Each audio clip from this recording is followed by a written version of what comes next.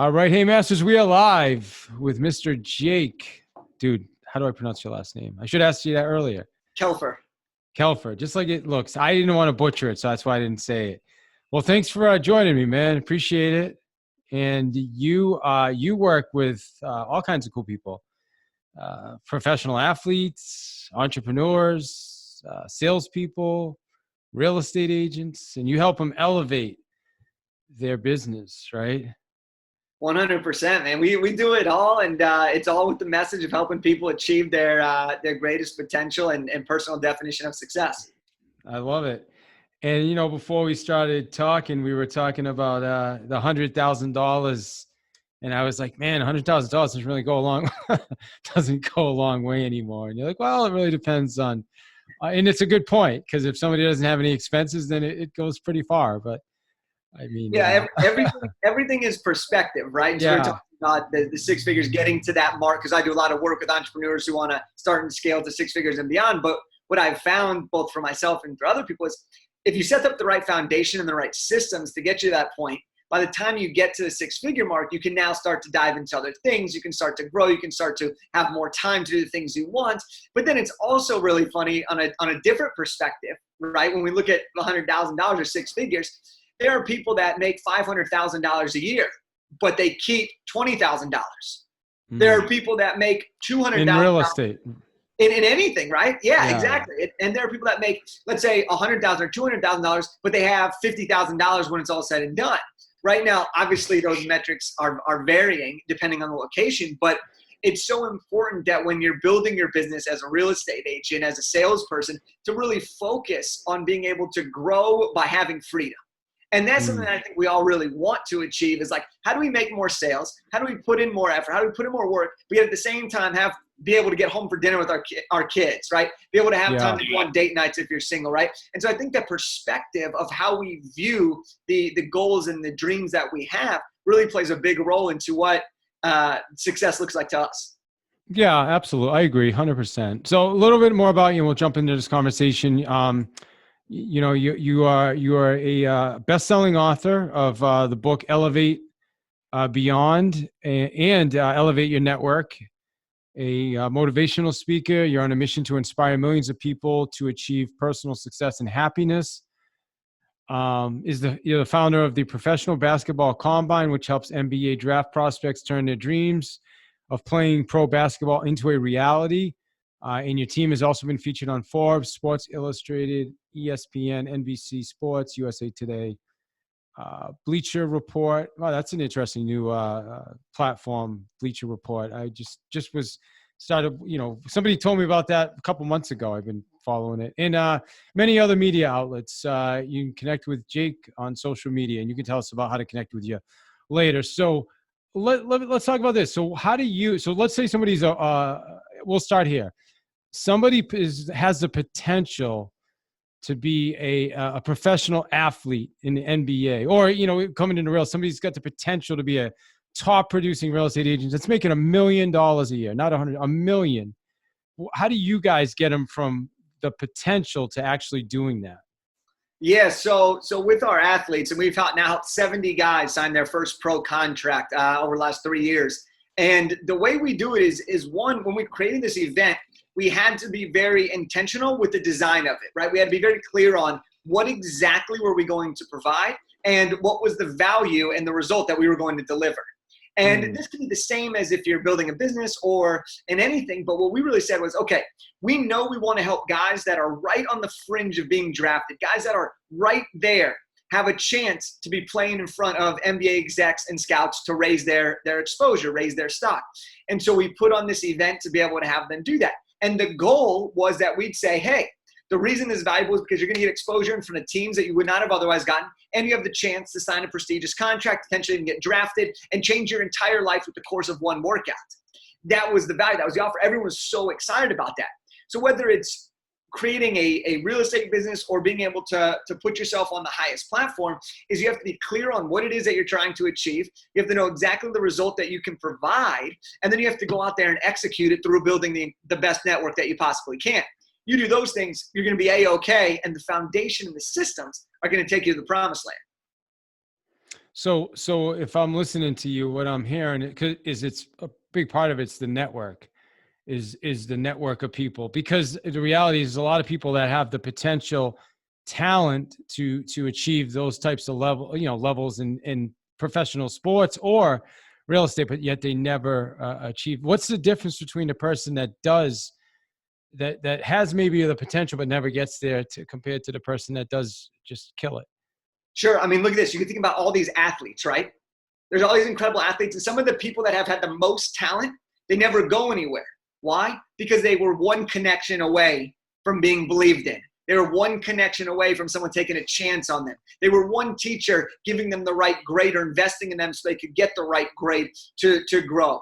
You're always one connection away. When you're in real estate, if you're depending on the type of real estate agent you're going to be, right? You're one client away from getting that one that's going to change everything. You're one referral away from doing everything. And so what we've noticed over the course of my career, both in sports and in business, is that the power of your relationship is directly correlated to the ability for you to grow and achieve that potential. Because here's the truth. In anything that we do in life, nothing will happen if there isn't another human being. You cannot sell a house to somebody that's not a human being, right? You cannot sell a house if there's not someone else on the other side of that transaction, right? I cannot coach another person to grow their business if there's no person to coach. I cannot have a business if I don't have customers. I cannot go on a date without a partner. Well, I guess I could take myself out to dinner, but I don't call that a date. I call that just a Friday night, like having a good time, right? So everything that we do in our life comes down to how do we connect with the people and how are we able to turn those relationships into incredible opportunities that allow us to achieve our own definition of success. All right, so let's put some steps in place here for people listening to this, which the majority of our listeners are real estate agents. What would be in your mind? Let's give them 3 steps, starting with the first step that would help them connect to the right people and create that success for themselves, and ultimately that happiness, which I want to talk about too. 100%. So let's just break this down, right? You have potential prospects, you have your current customers, and you have what we call 1-2 steppers. People who could be potential partners, people that are 1 to 2 steps above you, people that you can connect with, that you want to connect with, that you could create a partnership with, or that could bring in other business opportunities, right? You have those 3 types of groups really in your business as a real estate agent. And so one of the things that we always say is we do the rule of 3. Okay, so one thing that you could take away right after this is called the rule of 3. Connect with 1 prospect, 1 current customer, and 1 2-stepper every single week. The prospect, checking in, saying hi, make sure you're following up, doing your leads. When you're selling higher ticket items, such as a house, such as property, such as coaching, you need to continue to develop because most people are never going to buy on that first approach. That's why the follow-up is instrumental to growth. Okay, that's the prospect. So continue to follow up, have your touch points, have your software, whatever it is, your Excel documents. It doesn't matter. You can keep track of it. Then with your current customers, ask for referrals, get to know them better, ask what their next steps are. The easiest sell in the world is the one that's already paying you money, right? And we know that, especially in real estate, you're constantly going to get repeat customers if you take care of them and if you maintain that relationship. Now, people aren't buying houses every single month, every single year. So your job, you need to maintain relationships because it might be 5 years, it may be 10 years, and maybe when they have a kid, then you're going to be their go-to person. So that's that person. And then the third person is your 1-2 steppers. Who else in the community can you collaborate with? If you're a great real estate agent, could you do something with a dentist? Could you do something with a chiropractor? Could you team up with a restaurant? Could you team up with the sporting event, right? If your bread and butter is new parents, as a real estate agent, where are the new parents hanging out? You identify the key locations and then target those places. Where do you reach out? And so that's the rule of 3. You connect with a prospect, current customer, and 1-2 stepper, and boom, all of a sudden over the course of a year, it's 150 people that you're in touch with, that you're building those relationships, that you're maintaining and developing those relationships. So that's like a really implementable thing that anyone who's listening to this right now can mark it down. Identify your list of prospects, identify your current customers, and identify the people you want to connect with. And then reach out once a week, keep track of it, monitor the responses, and continue to follow up and deepen the relationships. So that's like, boom, right there. Let's get it. Let's go. Move forward. Make it happen. And that's like a great way to really grow your network across the different parties. Interesting. Yeah, I love it. I think I'm taking notes, by the way. So do you so that what do you do for if you're identifying one a week? You're saying one a week, or is it one a day? Like, You could do it weekly, right? So this is all dependent on what your goals are, right?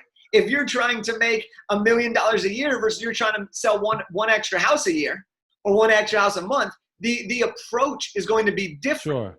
Right? If you know your numbers and you know that you got to reach out to 50 prospects before you close one deal, well, if you want 5 deals, well, you need to connect to 250 people.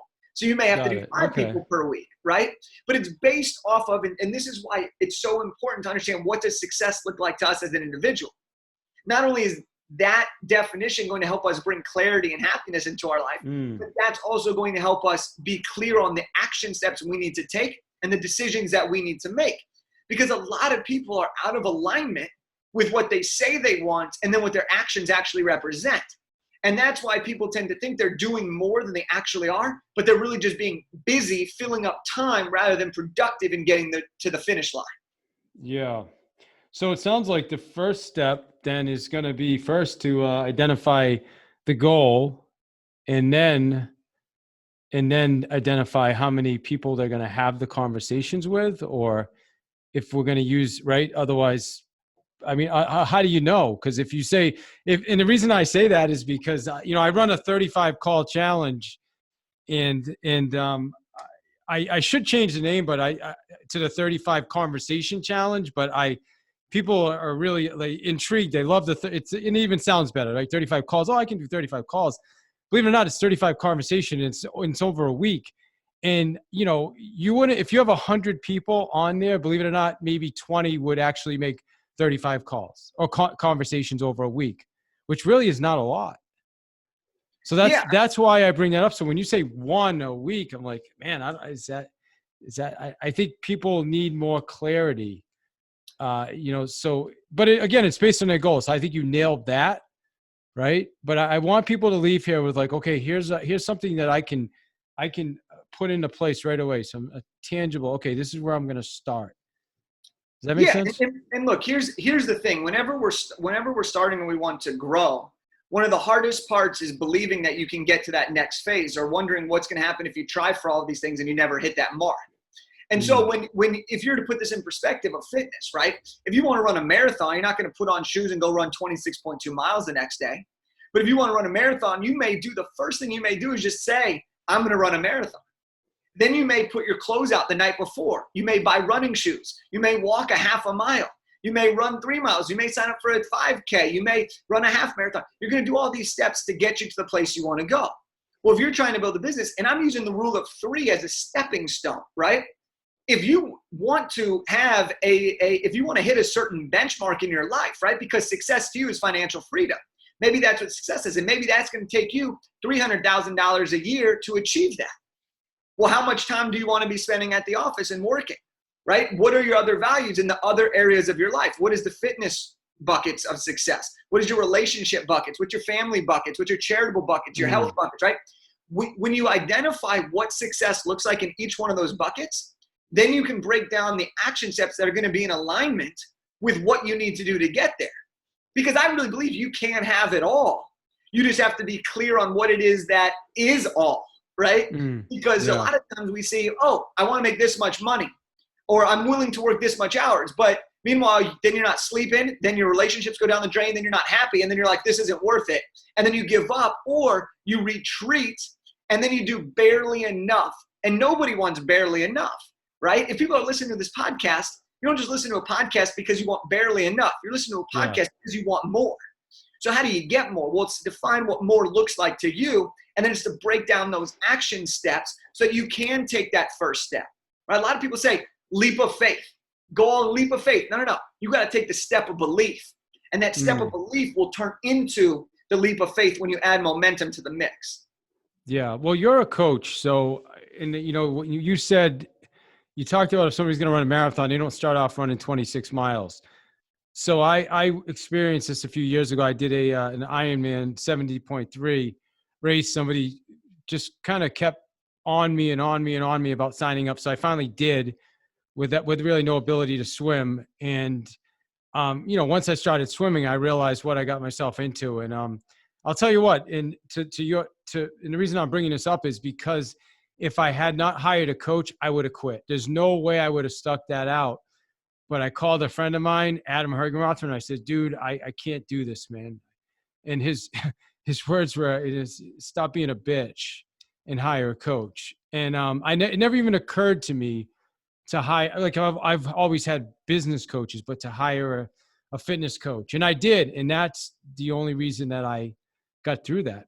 But to your point with first I had to swim, be able to swim 200 without dying. And then I got to 400.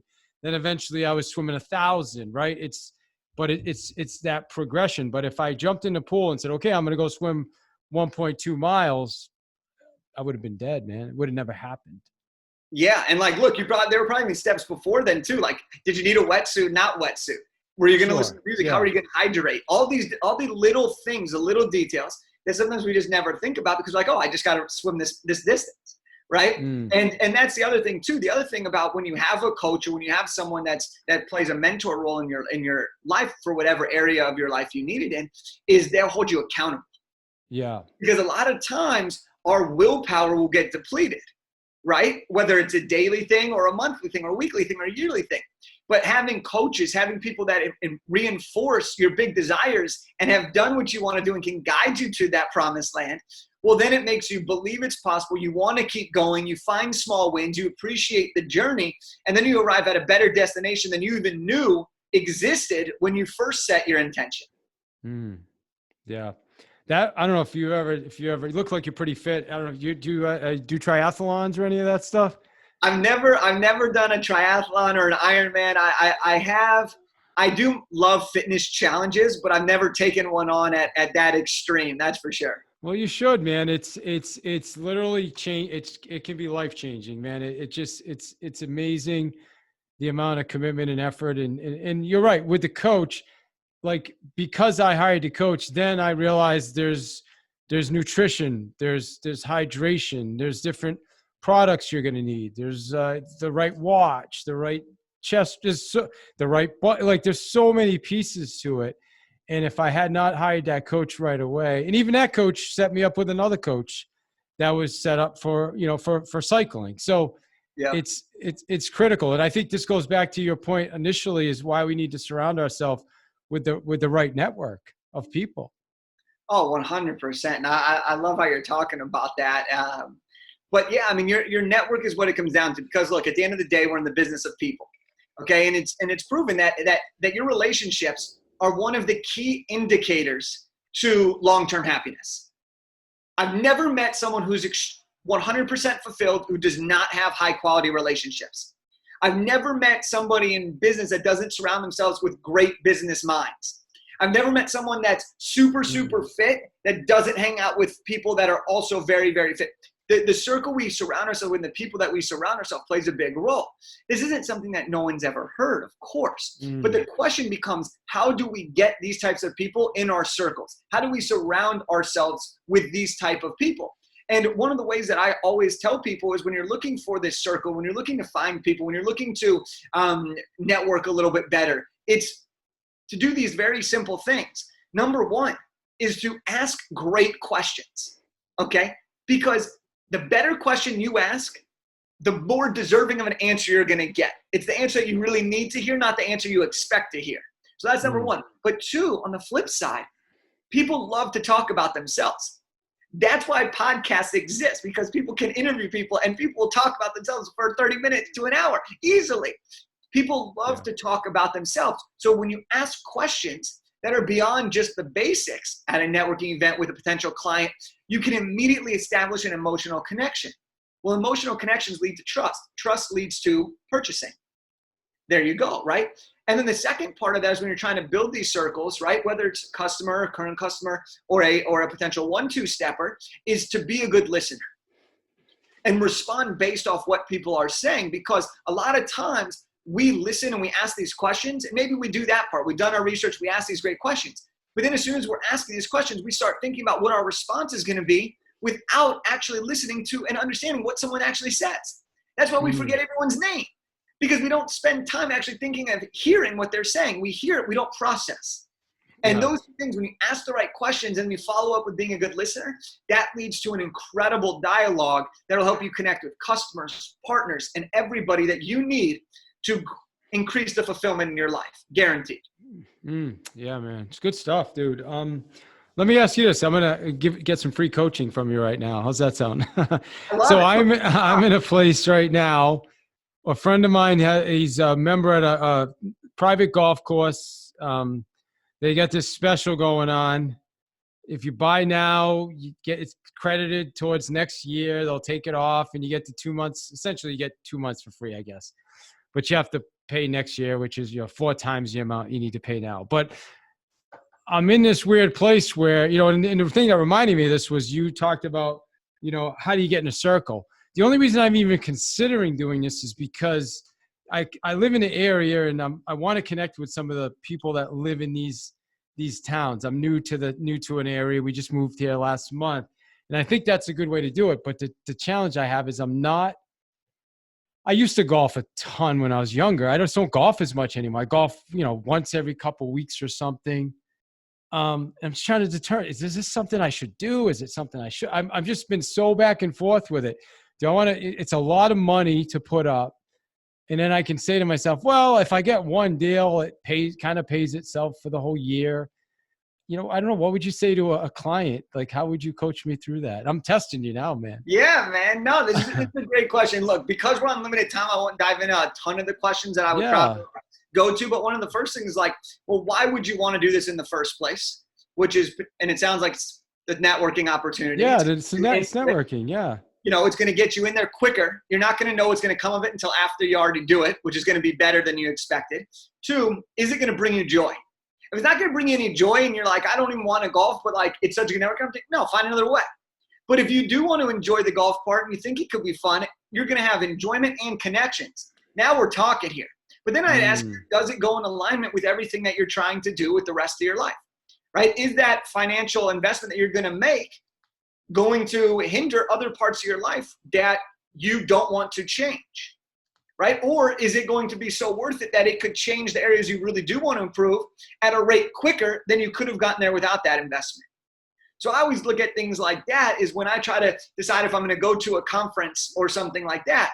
And I'm like, okay, it's this week. I already have a schedule. Do I need to reschedule? Do I want to do this? I look at, well, is it going to benefit me? Am I going to have fun doing it? And is it going to create an experience that I'm never going to forget?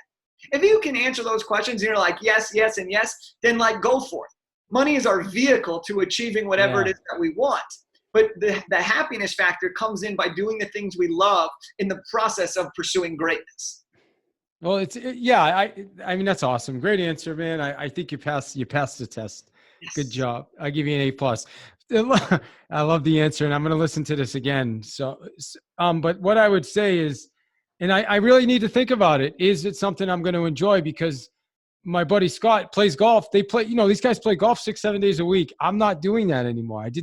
I had that run 10 years ago. So that's where I'm kind of hung up. Like, do I want to make this investment and then not even? So it's something I really need to spend some time thinking about. But I think I love how you broke it down into those kind of 4 categories there. Sure. That was really good. Awesome. Well, let me ask you this. So first, how do people get in touch with you? Yeah, best ways to get in touch with me are Instagram at Jake Kelfer or my website, jakekelfer.com. Once you're there, there'll be plenty of links. Just see the link, grab a free copy of my book, Elevate Your Network. If you want to talk about relationships, it's free. Just grab it. You just got to cover a small shipping fee and we'll get it sent out to you. But that's the best way to connect with me and what to do once you do. Now, do you talk to people about, like, when you're at these events, it's like what to say to people and how to approach people and stuff like that? Is that part of it too? Yeah, so in the book, it focuses mostly on 25 Kelf keys. These like the strategies, like how to add the right value, how to get drinks the right way. You never know who you're talking to until you know the difference between a we mentality and a me mentality, why most people have a me mentality, and how you can switch it. So it's mostly like principle and strategy with implementable tips at the end of each Kelf key, which is the chapter. But when we do our coaching programs, we dive into our clients, we dive deep into the specific art of personalizing conversation at in-person networking events, digital networking events. Right now, obviously, is like how do I connect with people digitally and do it in a way that's authentic and actually build relationships? Yeah. So we're talking about, we have Instagram scripts, podcast scripts, stage scripts, all of these things of like, what do you need to do now to succeed? And so that's like really how we're helping continue to grow and see people seeing incredible results, because everyone's spending more and more time on their phone and their email. When you can't travel as much, you replace that time with being on your phone and email, right? And so a lot of people were seeing just amazing success with being able to build these digital relationships while we're on hold for in-person events. You know, it's funny. I keep seeing all these Zoom networking event things trying to pop up, and I don't get it. But maybe I should jump on one and see what it's all. Because I just see when I'm on a Zoom, I just see 50 Zoom windows. Like, can you like connect? How do you connect with one person individually? So you do. I mean, this is a little insider trick here, and it's. I mean, that's, a lot of people use it, a lot of people don't. But you take that, there's a way to send a message to the whole group, and there's a way to send messages to individual participants on the actual Zoom meeting. So what I like to do, yes, utilize the chat for a private channel, utilize the chat, get that facial recognition, establish the convo, respond to what they had just said, gives you an automatic in. Now you're talking to them. You say, hey, my connection's been unstable, whatever, or the meeting's about to be done, whatever you need to do. Hey, what's the best way to connect with you on email, Instagram? What's the best way to follow up? You take initiative on setting that standard. Now you can get 3 to 5 connections in a 30-minute meeting if there's 50 people very easily to see what's going on, because you want to, just like you want your clients, you want to take them into a one-on-one setting on your turf. Yeah. Your turf is wherever it may be following that. But that's like with the Zoom, there's a ton of these things. So that's one strategy to like just that's go cool, right, man. all in. Thank you, man. You brought some value to us today, man. I really appreciate it, to our listeners. And what's the one thing, like anybody listening to this, what's the one thing you want them to, they're going to walk away with a few things, but what would be the one they have to walk away with? Like what's essential? Like what's the thing they should be taking from this conversation? Yeah, to sum it all up of everything that we specifically talked about is, I would say, get clear on what your definition of success is. Break it down into the different buckets, okay? Career, financial, relationship, emotional, charitable, fitness. Break it down.